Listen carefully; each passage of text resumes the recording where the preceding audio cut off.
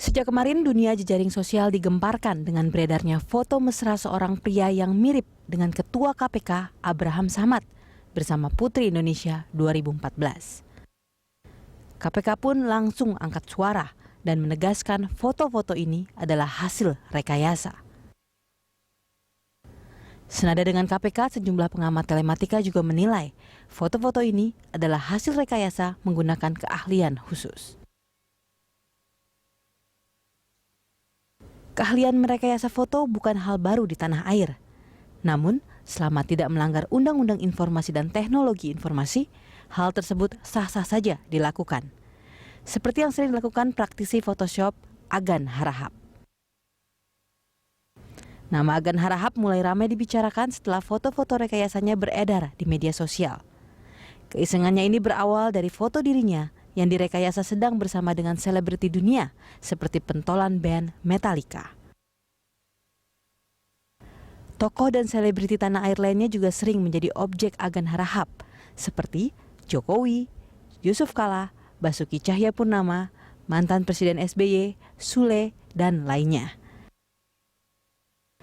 Rekayasa foto yang dibuat Agan pun kerap mengundang kontroversi, dan banyak netizen maupun media terkecoh dengan hasil karya Agan.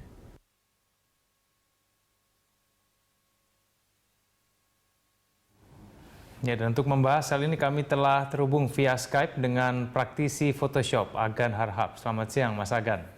Selamat siang, Mas. Ya, Mas Agan, kalau kita berbicara mengenai teknologi dalam melakukan rekayasa foto digital, menurut Anda ini kemajuan teknologi itu sudah seberapa besar sih sehingga kita sebagai orang awam ini susah membedakan mana yang asli, mana yang palsu, Mas Agan? Oh ya, akhirnya sih gimana ya, teknologi memang sudah sedemikian berkembangnya dan tinggal bagaimana kita memakai teknologi itu untuk kepentingan kita, baik itu untuk kepentingan yang baik atau buruk sekalipun gitu. Tapi kalau misalnya kita berbicara mengenai edit foto begitu, unsur-unsur apa saja sih yang diperlukan dalam melakukan edit foto ini, Mas Agan? Sorry nggak kedengeran, gimana, Mas? Baik, kalau kita mau melakukan editing foto begitu, nah ini unsur-unsur yang diperlukan dalam melakukan editing foto itu seperti apa? Apa yang diperlukan? Unsur-unsur foto, ketika kita mau mengedit foto, kita mau menggabungkan satu orang dengan orang yang lain. Nah ini biasanya yang dilakukan oleh Mas Agan ini apa dulu nih? Unsur-unsurnya itu apa aja gitu, biar kita bisa ketika itu sudah selesai diedit, orang akan susah membedakan ini yang asli yang mana, yang palsu yang mana. Nah, Mas Agan ini menggunakan apa gitu? Unsur-unsurnya apa saja? Apakah ada foto aslinya dulu digabungkan, lalu kemudian seperti apa gitu? Mungkin Mas Agan bisa cerita itu apa aja yang diperlukan?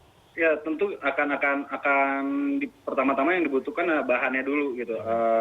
Kita harus tahu dulu materinya, apa yang mau kita edit, apa yang mau kita rekayasa. Pertama ya tentu harus ada bahan dan terus harus kita cari padanan yang sesuai, bahan padanan yang sesuai untuk foto-foto itu untuk digabungkan. Tentu di situ ada banyak pertimbangan, antara lain ada lighting, ada komposisinya, dan terutama kalau buat aku gelap terang, kontras dan warna yang sama harus diperhatikan juga. Nah, baik. Ya, Mas Agan, maaf saya potong. Mas Agan, kalau misalnya kita bicara mengenai dunia edit foto begitu, bisakah foto yang katakanlah bahannya itu sedang menghadap ke depan, lalu kemudian diedit sedemikian rupa sehingga ekspresinya berubah begitu, melihat ke kiri, lalu kemudian mungkin kepala dimiringkan, apakah sekarang kemajuan teknologi sudah sedemikian rupa sehingga bisa melakukan hal tersebut, Mas Agan? Untuk menjawab itu, aku rasa kemajuan teknologi kayaknya agak sulit kalau kita. Aku masih belum dapat software atau tools apapun yang bisa mengedit orang dari tampak depan, harus miring kanan, bisa miring kiri, dengan berbagai ekspresi. Kalau itu adalah fotografi. Tapi kalau kita bicara 3D, ya itu mungkin aja bisa terjadi. Tapi untuk rasanya untuk kasus yang belakangan ini, aku rasa itu agak sulit dilakukan kalau itu dengan tools Photoshop. Bukan sangat sulit, bahkan mungkin hampir tidak mungkin. Ekspresi bisa berganti, tapi itu tentu jejaknya akan ketinggalan.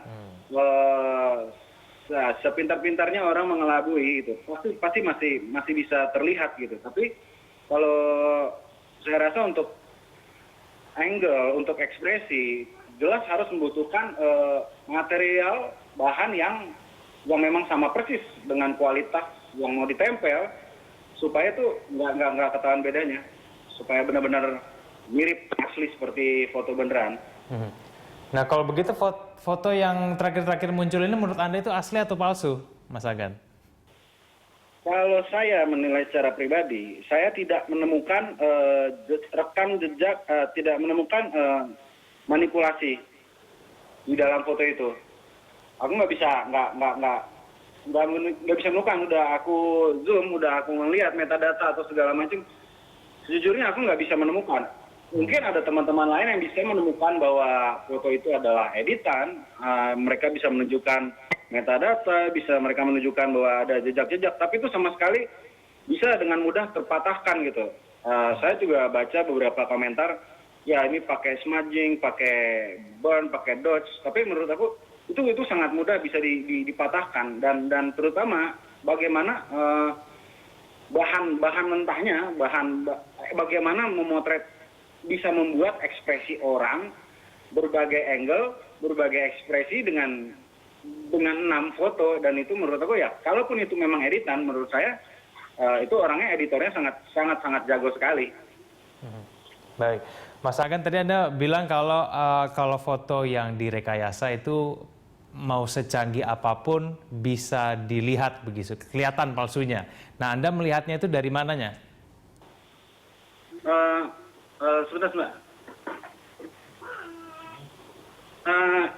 Sorry Mas, bisa diulang? Baik, kalau misalnya tadi Mas Agan bilang kita bisa melihat secara langsung foto mana yang palsu, mana juga yang asli.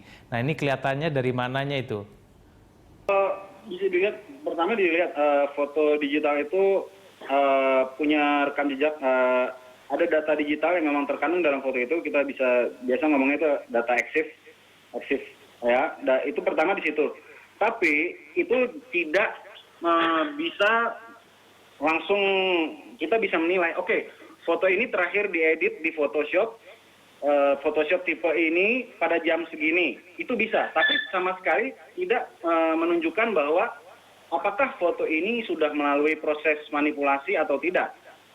Itu tidak, buat saya tuh agak-agak sulit menentukan itu dari data digital yang ada. Dan kedua, mau tidak mau kita harus melihatnya berdasarkan pembesaran dan juga pengalaman dan yang lebih dengan nalar dan insting, dan saya dan beberapa teman-teman ini sangat menyaksikan bahwa ini adalah foto. Bisa jadi foto ini adalah foto editan, tapi kan editan tidak melulu harus menggunakan Photoshop. Bisa saja orang yang mirip, ada orang yang mirip yang mukanya serupa dengan kedua orang tersebut, itu saya tidak tahu. Tapi kalau beberapa teman yang memang sehari-harinya berkecimpung dalam dunia digital dan Photoshop, ini kita semua sepakat di sini bahwa ini foto ini tidak diketemukan jejak manipulasinya dalam foto ini, baik secara itu data maupun kita lihat secara langsung.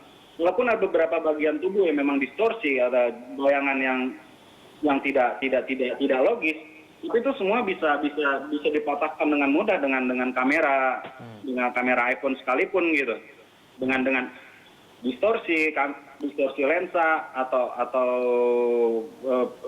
pixel yang tidak rapat, itu sangat mudah dibaca. Dan sekali lagi aku bilang, ya kamu belum menemukan jejak bahwa foto itu telah dimanipulasi. Baik, Mas Agan, kita lanjutkan lagi dialog kita di segmen selanjutnya. Pemirsa tetaplah bersama kami.